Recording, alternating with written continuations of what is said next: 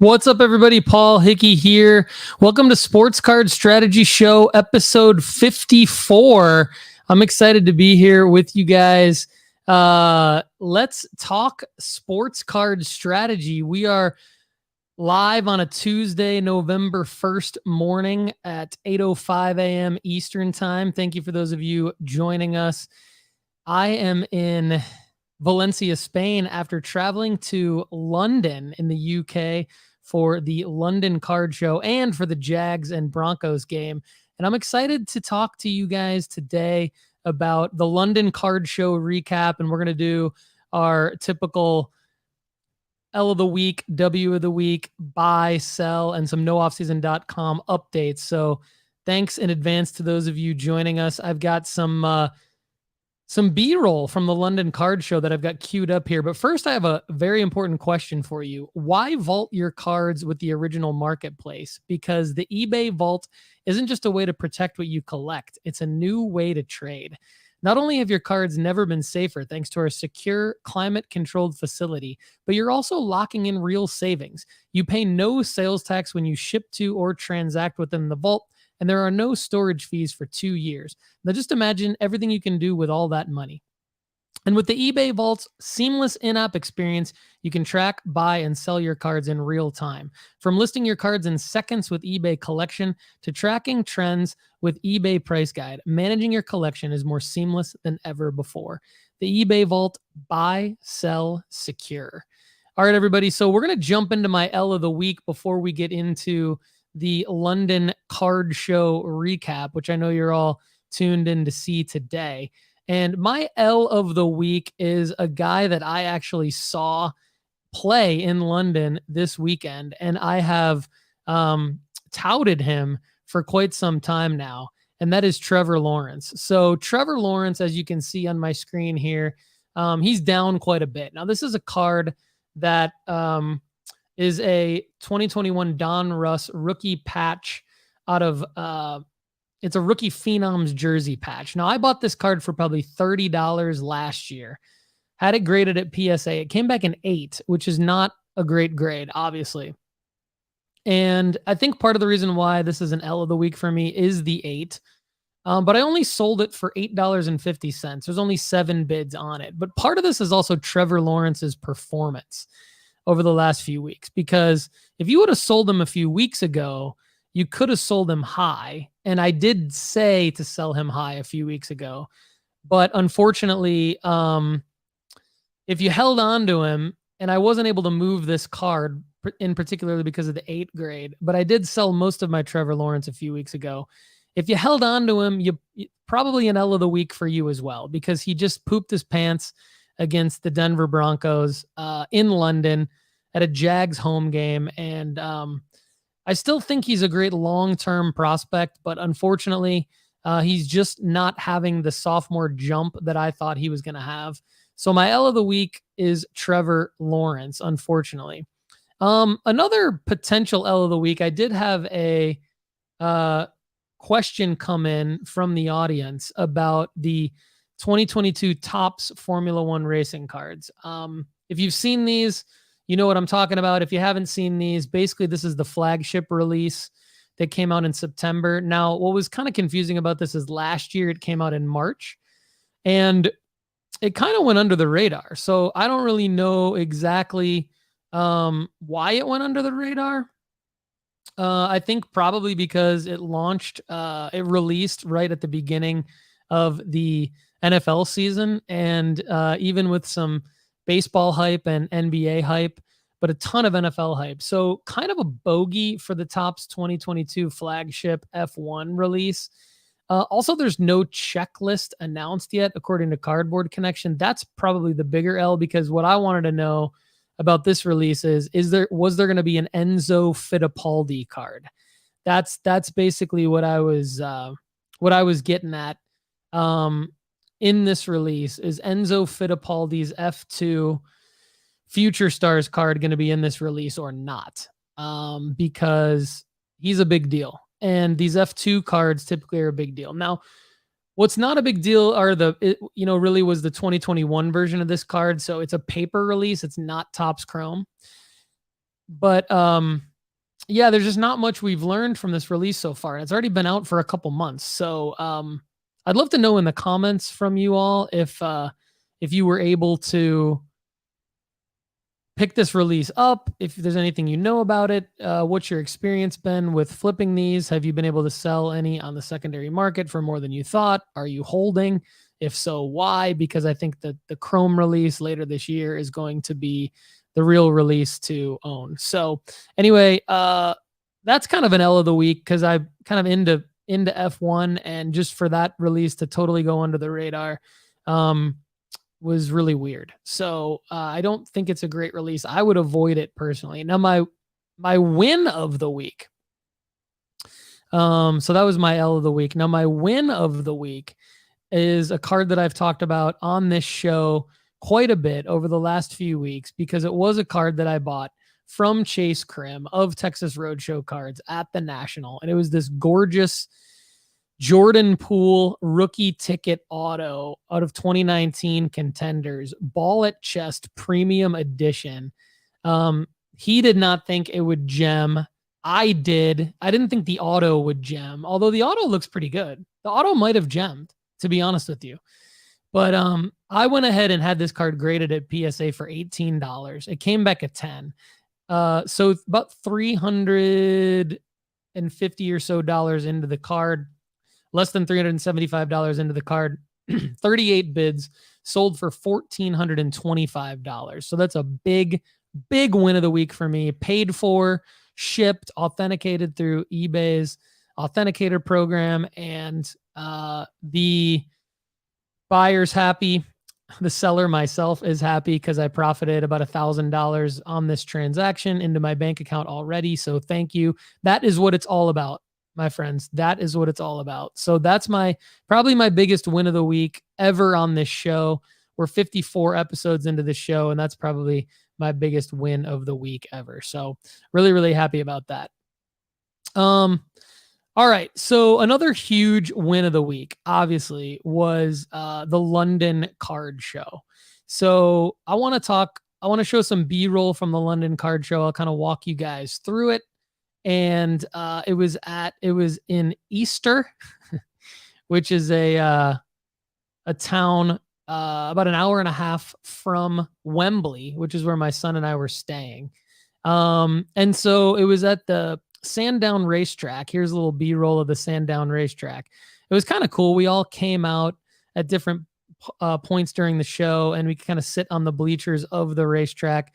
I brought my son Max, so he and I came out and kind of ripped some packs out in the racetrack itself. But it was in Easter Hall, which was Esher Hall. I was saying Escher, but it's pronounced Esher. In Esher Hall, sponsored by Topps, sponsored by some other companies. So here you can see some of what the show looked like. Esher Hall was pretty small, about the size of, I don't know, like a high school cafeteria in the United States. So pretty small venue, but it was packed. And as you can see, it was hot. Everyone's just kind of wearing their T-shirts. There's Card Collector 2 next to my son. Nice to meet up with Card Collector 2. And I'll show you some more B-roll here. So from a card standpoint, it's about what I expected. It was probably about 75 to 80% soccer cards. There weren't many basketball and football cards, although if you waited long enough, there's Soccer Cards United. Talk to those guys, Jason and Enzo, great guys. That little trade corner over here. So it was a great setup. And then, but there's my son Max. If you waited around long enough, you really got to see some basketball and football, and a lot of people looking to move stuff.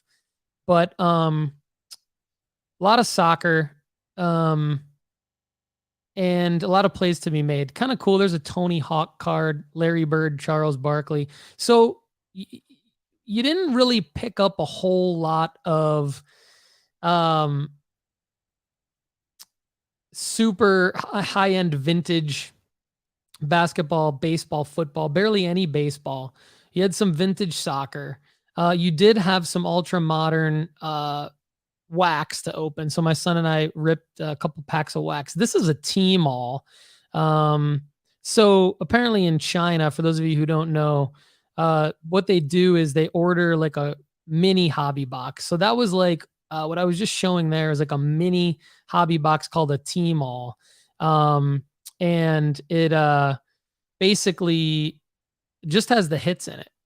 So let me show you guys what the VIP pack looks like, because I did pull a move and get the VIP tickets. I actually was just going to get the regular tickets, but went and got the VIP because I was too late picking up the regular tickets. So I wasn't trying to really be a VIP, although it worked out well because my son and I were a little late getting there because we had to take an hour and a half's worth of train rides from the Wembley area down to Esher. And when we got there, the show had already started and I was able to skip the entire line. So I think I probably saved us about an hour. I skipped the line because of the VIP. Southern Soccer Idiot, good to see you here on the Flagship Show on a Tuesday. Thanks for the congratulations on the great and the solid sale. I'll be interested to see what you think of my soccer plays from the London Card Show. Like I was saying, it was about 95% soccer and 75 to 95% soccer. I did find some deals towards the end of Saturday. I only went on Saturday. Found some deals towards the end of Saturday on some football and basketball cards. I think some dealers that were there were just kind of looking to get rid of their football and basketball. What I was wondering was, how do they get their football and basketball in the UK? Mainly the dealers at the London Card Show got their football and basketball through breaks. So lining up breaks in the United States, buying from breaks and then having them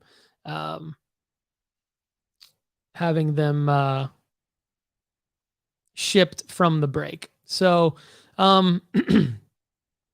let's see if I can. I want to show a couple of photos. See if I can get them. So this was a guy I met, Greg Lansdowne, and this is Card Collector 2. So let me show you guys this real quick. I'm gonna present. So okay, so Card Collector 2, great guy. Was not expecting to see him. That's Ryan Johnson from Card Talk Pod. Was not expecting to see him at the show, but it was good to meet him, and he was very helpful to my son Max. There's Max on the right. I'm in the middle, and Ryan's on the left, of course. Now, Greg Lansdowne, before I get into the VIP pack, I thought this was cool. He wrote 2 books about Panini stickers. So I'm going to talk more about this on upcoming Soccer Card Strategy Show episodes. So Southern Soccer Idiot, you may or may not be interested in this. But Greg wrote these 2 books. So I'm going to hold them up here. I bought them. I wanted to support Greg. So Stuck on You is one book. This is the rise and fall and the rise and fall and rise of Panini stickers. So I thought this was cool. And then Panini Football Stickers, the official celebration, a nostalgic journey through the world of Panini. So I thought these were cool. I wanted to support Greg, an author who had put a lot of time into this labor of love into these 2 books. And so again, you can see there's Greg and I. And I'd like to have Greg on the Soccer Card Strategy Show with Kendall and I at some point. But I wanted to share with you guys Greg's work on the show. And Google Greg Lansdowne, Lansdowne. In fact, actually, let me see. I think I have his card here. So this is actually kind of a cool card. This is his business card. I like it. It's a football sticker replica. So let's see. Follow at Greg Lansdowne on Instagram and support Greg or on Twitter at Panini_book. So Greg Lansdowne, GregLansdowne, author of Stuck on You, The History of Football Stickers in the UK. It's been since made into an ITV documentary. So I thought that was really neat. Great work, Greg.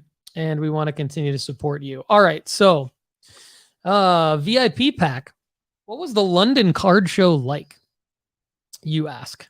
Well, I showed you some B-roll. Now I'll talk more in depth about the experience and some of the plays I made. So here's my VIP ticket, sponsored by Topps, VaultX, GTS, eBay, Eclipse, a couple other companies. I can't read their logo.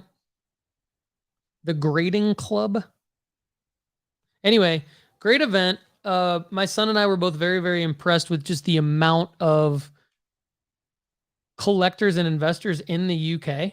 And then also we were impressed with a lot of people that traveled from the United States for the show. We don't know if on purpose they planned the show for the NFL weekend in Wembley, but if they did, that was super smart. And I think that was obviously a move that paid off, whether it was intentional or not. And so in the VIP pack, other than being able to get in early, there were a few cool things. There's some stands, like these are 3D printed slab stands this is from thirddown.co.uk. Thank you for that. Let's see, the VaultX experience. I didn't really understand what VaultX was doing, but I think basically these were their soft card sleeves. So I got some soft card sleeves for when Max and I ripped some packs at the show. We were able to sleeve them up. So thanks to VaultX for the card sleeves. Let's see, a couple of cool things. So some cards came in the VIP pack.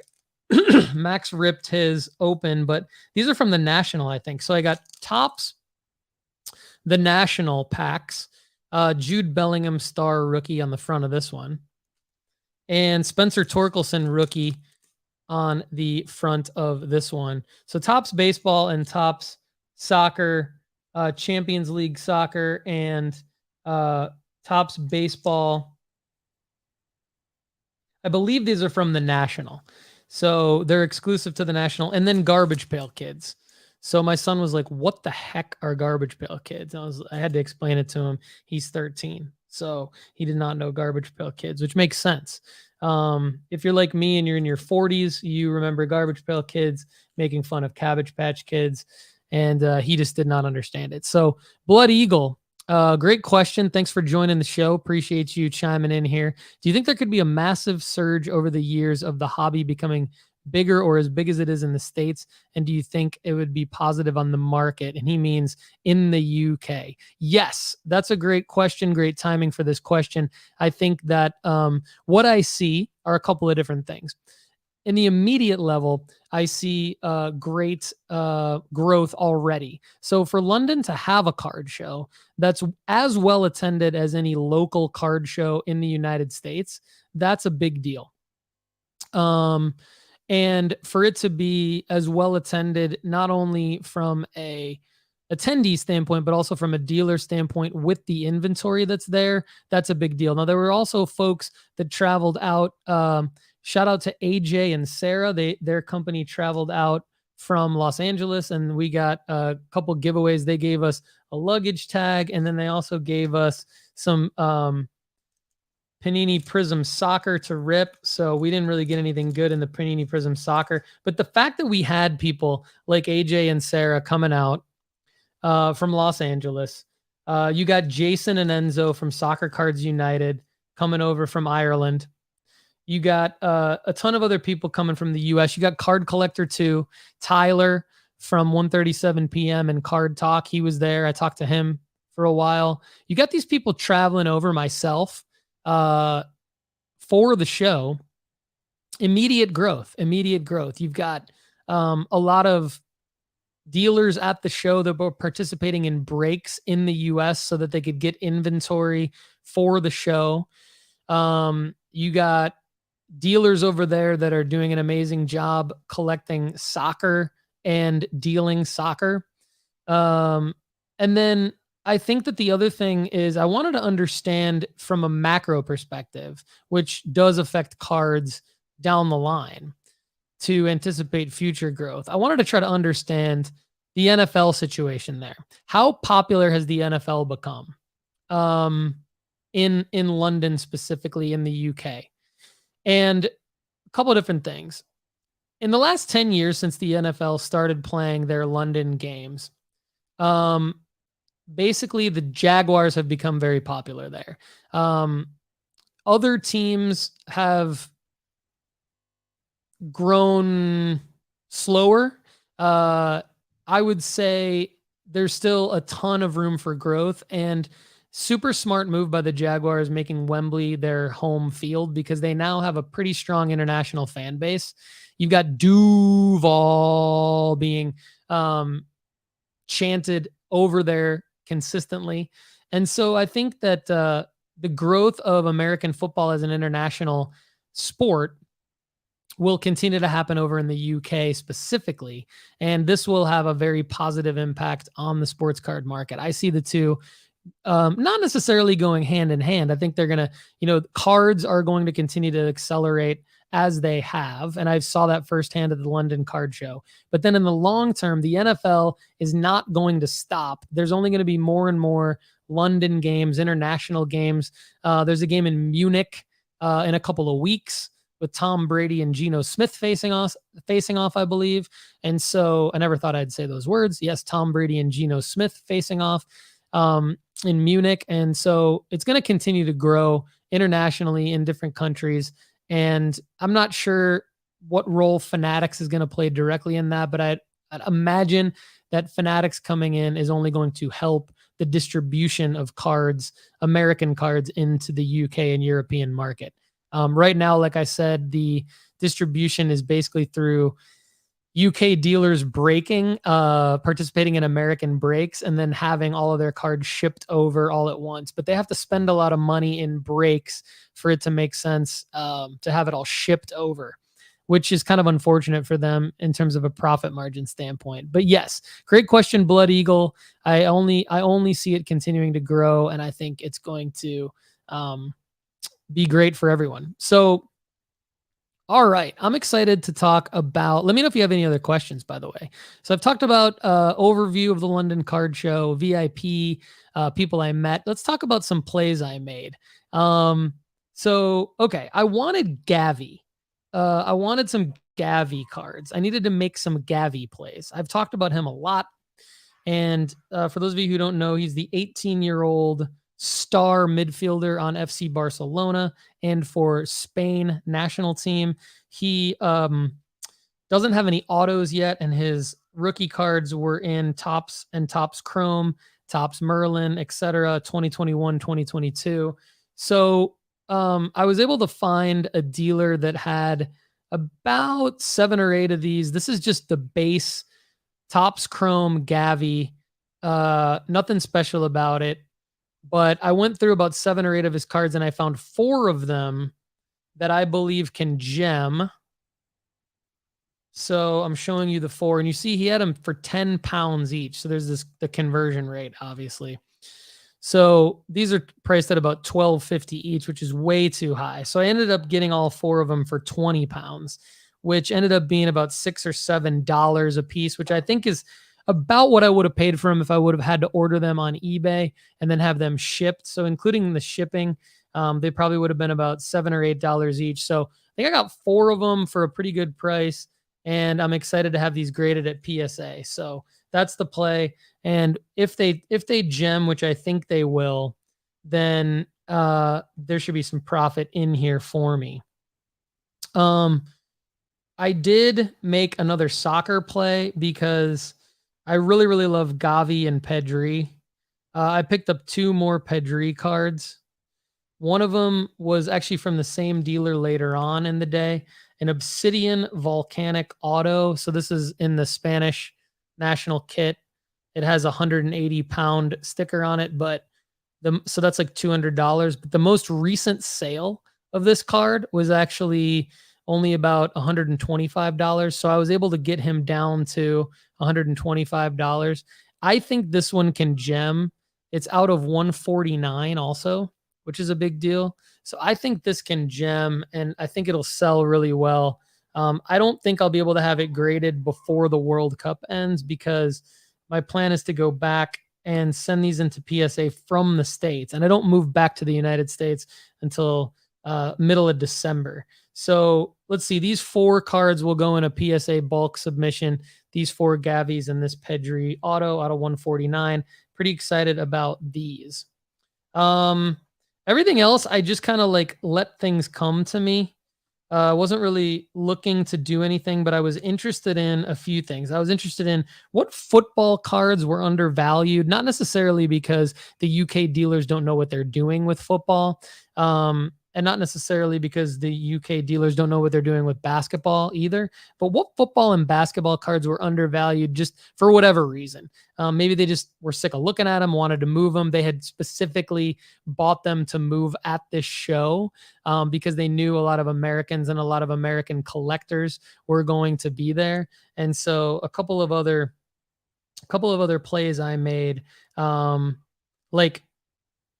this CD Lamb HGA 9.5. I never thought I would buy a 9.5. I never thought I would buy an HGA slab, but this is corners, surface, and edges 9.5 and centering 10. This is a CD Lamb 2020 Panini Donruss Optic rated rookie hollow. And after examination at the show, I believe it will gem at PSA 10. I think I got it for about 10 pounds. So maybe less than 15 US dollars.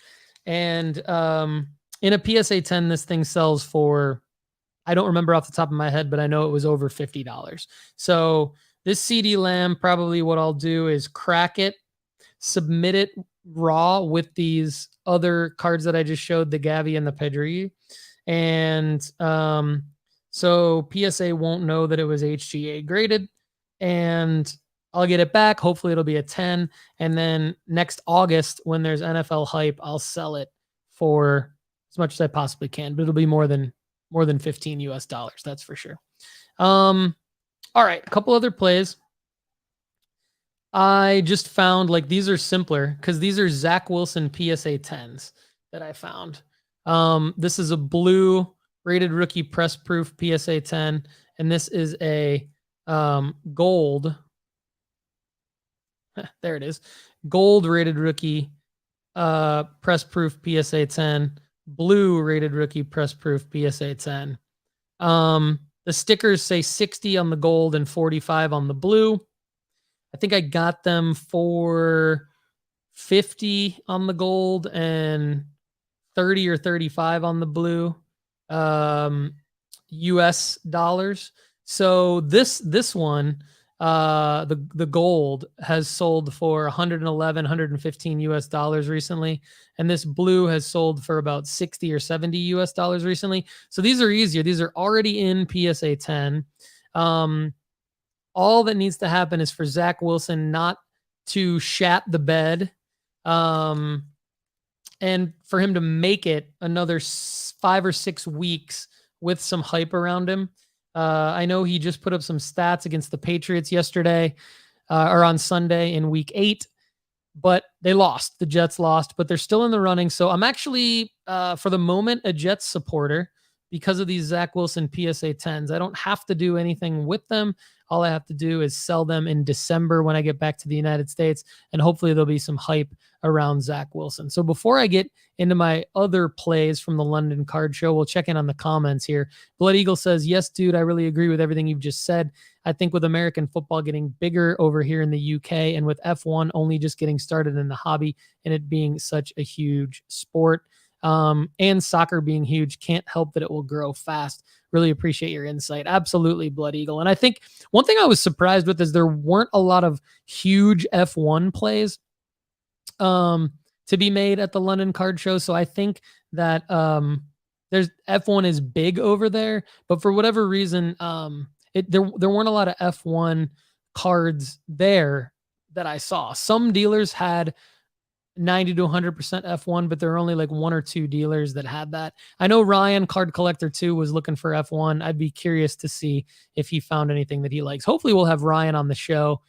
Still trying to get Lou Janu on the show, who I met at the National and who I'm actually beating in our card football card content creator fantasy football league with Andy Kaysen. I am 8-0. So that's another win of the week. I'll just throw that out there. 8-0. Just beat Doug from Sports Card Investor with a big performance. Had DeAndre Hopkins stashed away on my bench.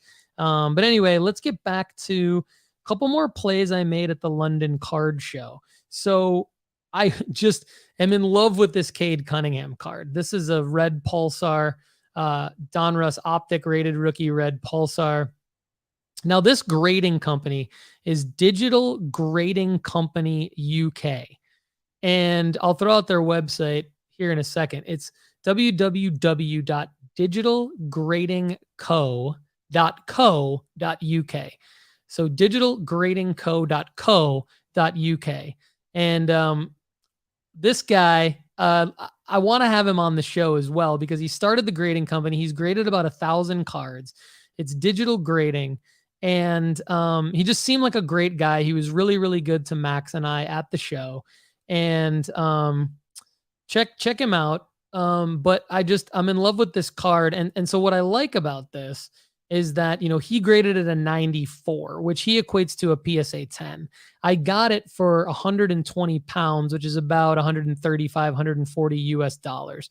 This card raw just came out. It's sold a few times for around that price raw on eBay.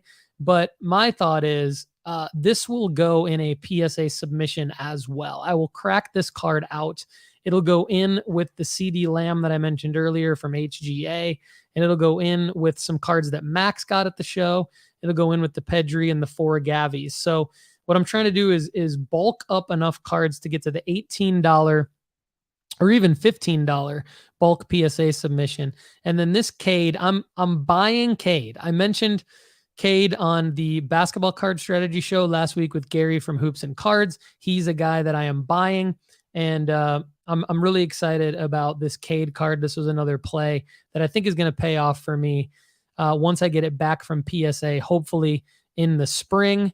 I don't know if there'll be enough hype around Cade in the spring to actually sell it for a profit, but there certainly will be hype around Cade next season as well as the Detroit Pistons get better and better. All right. Southern Soccer Idiot, I didn't miss your comment there about the Pedri Obsidian auto. I'm jealous. Yeah, I got a market for it already. Maybe I'll sell it to SSI when it comes back a PSA 10. What do you think, SSI? Would you be interested in that in a PSA 10?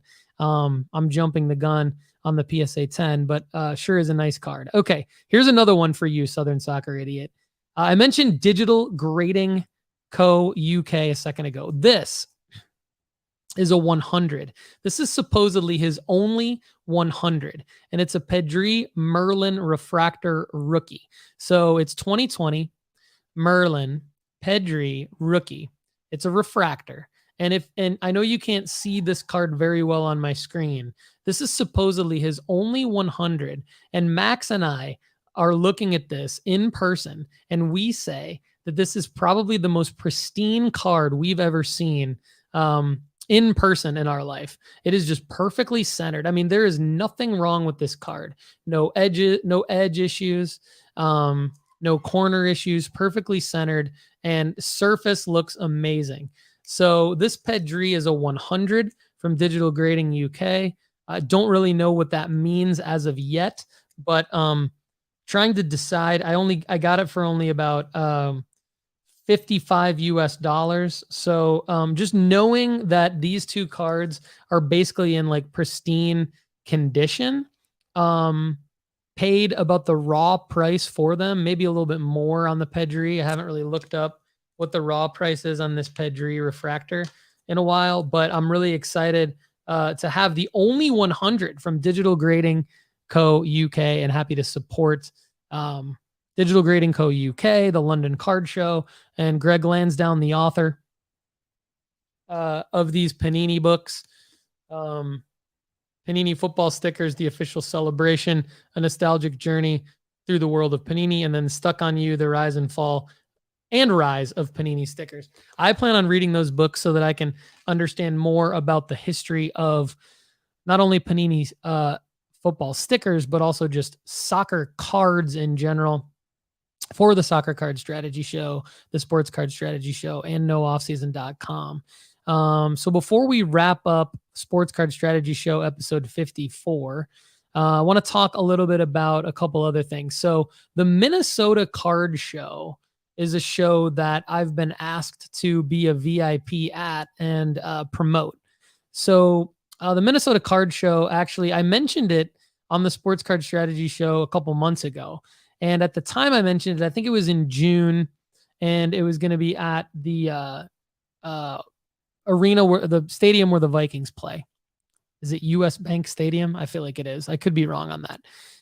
But it is now going to be, it's changed. So it's changed venues and dates, which makes sense because if you're trying to fill up an arena on your first ever card show, you might want to pivot if you're not getting the sponsorships and the dealers, people signing up for tables, etc., that you were originally hoping to get. But anyway, April 20th through the 23rd, the Minnesota Card Show will be at the Hyatt Regency Minneapolis, over 300 dealer tables. April 20th from 3 to 8 p.m. will be VIP only. The 21st, 22nd, and 23rd will be everyone. There'll be a trade night on April 22nd from 8 p.m. to midnight. This is the inaugural show. It'll be the largest card show ever in Minnesota. It will be the first ever card show in Minnesota aimed at bringing in people and dealers from across the country. For more info, visit cardshowmn.com.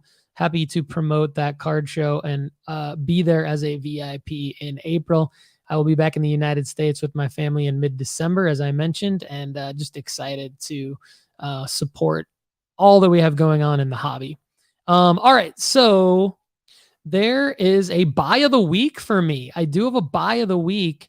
So my buy of the week is Lewis Hamilton. Specifically, when I go to marketmoversapp.com and I use the promo code no off season, I get my first month for free, and so do you. So that's what I want you to do.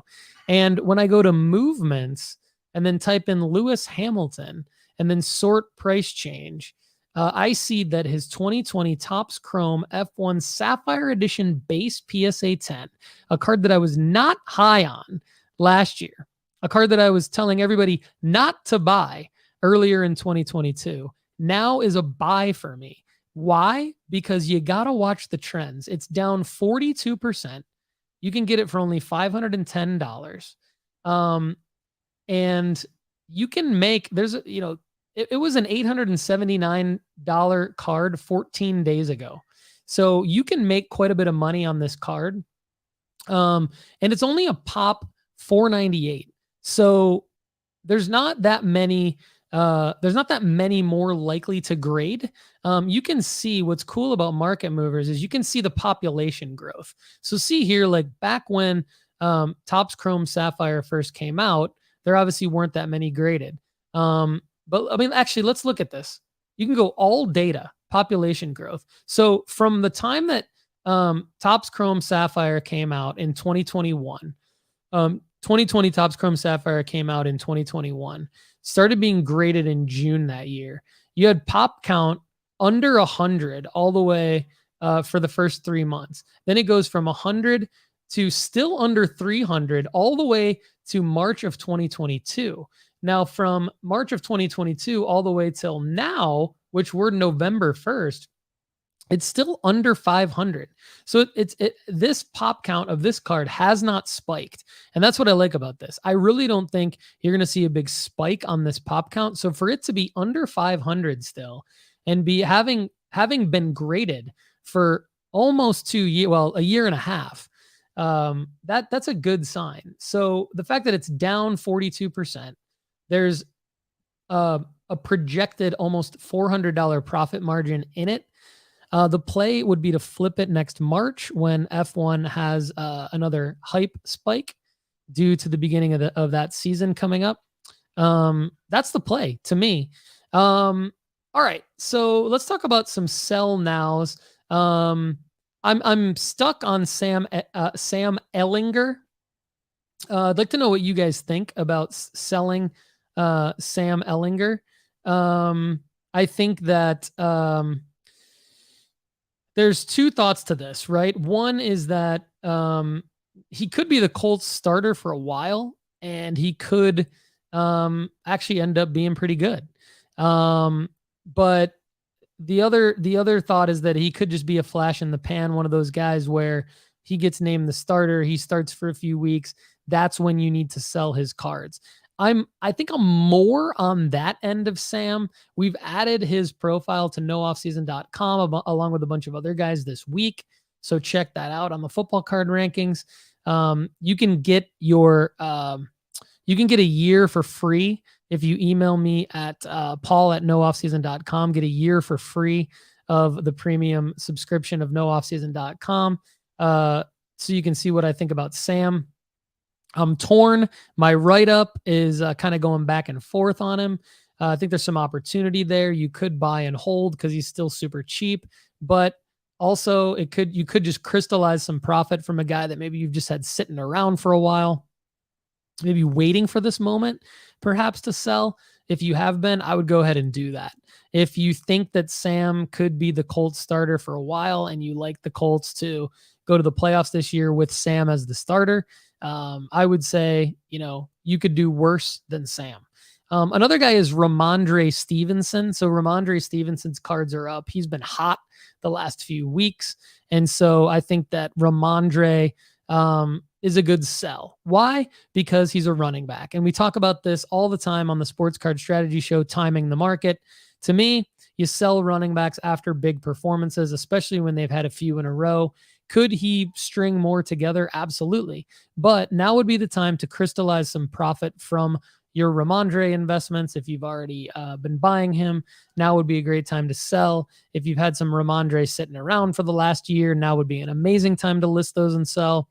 Get some profit, reinvest it back into other cards that are more long-term investments. Again, go to nooffseason.com and email me at paul@nooffseason.com if you want a free year premium for free. If you just want to sign up for the premium package, you can save 20% by using the promo code NOOFFSEASON, all lowercase, at checkout. A couple other guys that I think would be good sells right now. Jacoby Brissett. So Deshaun Watson's coming back. We're going into week 9. Deshaun Watson's coming back in week 11 after the Browns bye. There's going to be a QB controversy. Brissett's been playing really well. Just got a big win on Monday Night Football against the Bengals. The Browns are in it, but now is the time to kind of turn your focus to what's going to happen with Deshaun Watson cards. If you've been holding Deshaun Watson cards for a while, you're looking at probably a hype spike sell opportunity in the next about 6 to 8 weeks. Now with Brissett, it's a tricky one. If I were holding Brissett right now, I would definitely be listing him to sell. I'm not holding any. He wasn't a guy that I wanted to hold long-term. At the very least, there's going to be a QB controversy. Deshaun Watson has a crap ton of guaranteed money in Cleveland, and they're not just going to hand the job to Brissett because Brissett's been playing well. They're definitely going to want Deshaun Watson to come in and beat out Jacoby Brissett. So I would say sell of the week, probably would be Jacoby Brissett. And then I would look at Rhamondre Stevenson and Sam Ehlinger, like I said. All right, let's talk about the moves.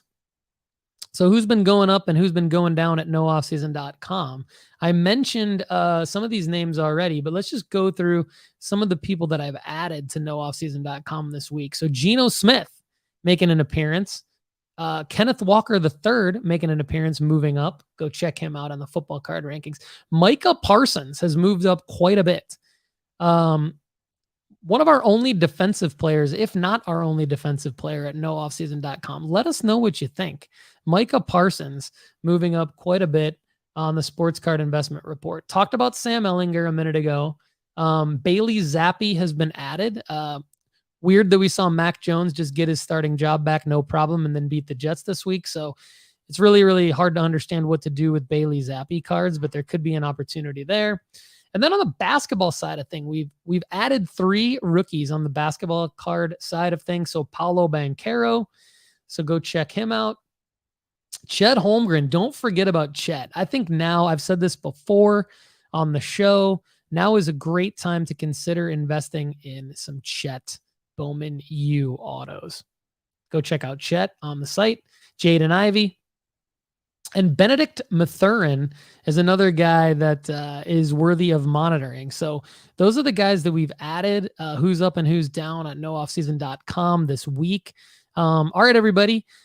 This has been episode 54 of the Sports Card Strategy Show, solo episode with myself, Paul Hickey. Shout out to Kendall McKee, my co-host, who will join me on the Soccer Card Strategy Show later this week. Everybody, again, thanks so much for watching. Don't forget to email me at paul@nooffseason.com so you can go premium free for a year. I'm going to hook you up. And if you're already a member of nooffseason.com, email me anyway, and I'm going to hook you up with something cool as well. Everybody, thanks so much for watching. Don't forget to check out the eBay vault as well. And have a great day. We will be back again soon. I'd love to know what you think of the show in the comments. And if Kendall were here, he would say, cue the rock music.